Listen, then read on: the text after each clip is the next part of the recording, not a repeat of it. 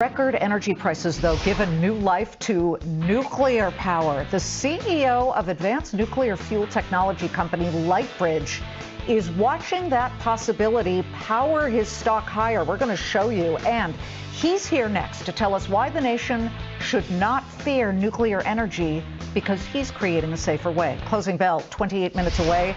Now the Dow has increased its losses. It's down about 126. That is a moving target, folks. We're coming right back. $30 a barrel. Nuclear energy is grabbing headlines, obviously, because today Ukraine accused Russian President Vladimir Putin of ordering the preparation of a terrorist attack on the infamous Chernobyl power plant after the main electric supply to the plant was cut off earlier this week.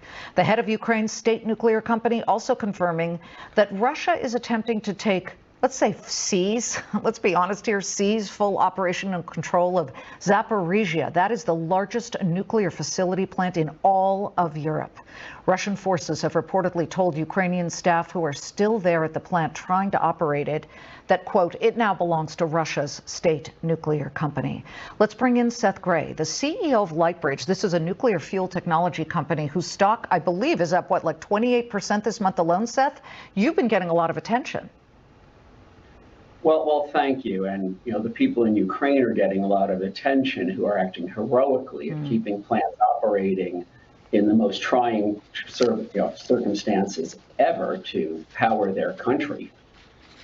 Exactly. And, people tend to look at the attacks that Russia just unloaded on these nuclear power plants, and they get nervous and they say, see, nuclear power plants. Well, if you attack an oil refinery, you're going to have a huge explosion too. Obviously, radiation is a much more serious possibility. There have been no leakages there, but interestingly enough, there's sort of been the flip side to this, and that is that there are now calls for nuclear power to be reconsidered, not just in Europe, but here, that we should be taking the opportunity to look at this.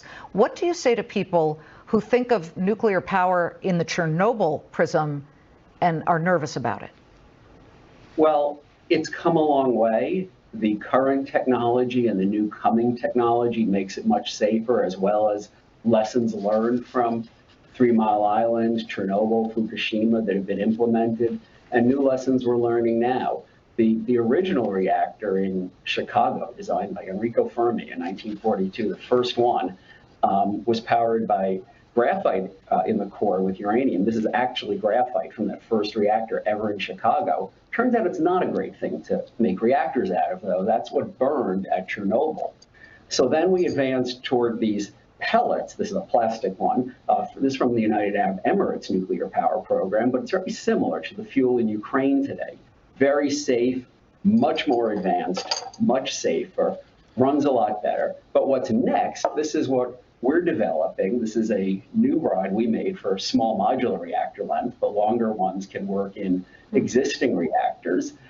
This is actually a nuclear grade zirconium alloy and surrogate materials instead of actual uranium in this one in my hand.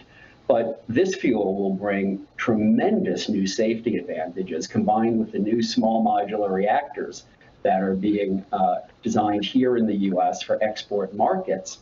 And what we need here in the U.S., though, is a lot more capacity to test the new technologies, to export the new technologies.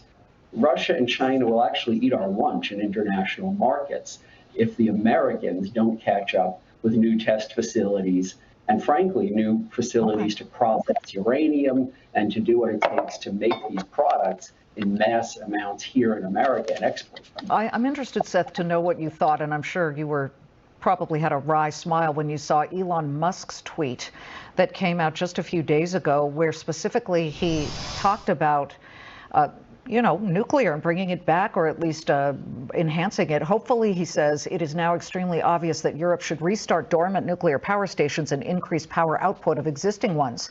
This is, quote, critical to national and international security.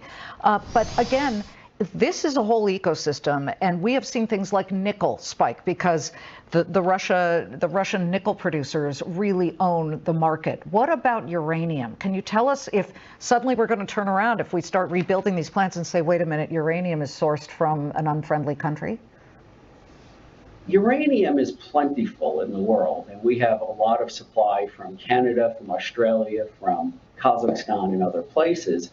We have some closed uranium mines in the United States. I'm in favor of reopening or starting to prospect for new ones, but we have plentiful supply, including from friendly countries. What we don't have plentiful supply of here, and we've really let atrophy, is three kinds of processing for uranium. One is called conversion, a chemical process to take what comes out of the ground and put it in a form that can be enriched for use in reactors. The other is the enrichment itself to make it into reactor usable uranium. And the third is what's coming, what's called high assay low enriched uranium. It's for these really advanced fuels, really advanced reactors that will be much more efficient, much safer. And we need that, and then we need more test facilities to demonstrate all these things in our national labs. Well, we appreciate you coming on, and again, the stock has been a real outperformer here. It's up 20% this week alone, so the attention is real here. Seth, it's good to see you. Thank you very much. Thank you. Lightbridge is the company.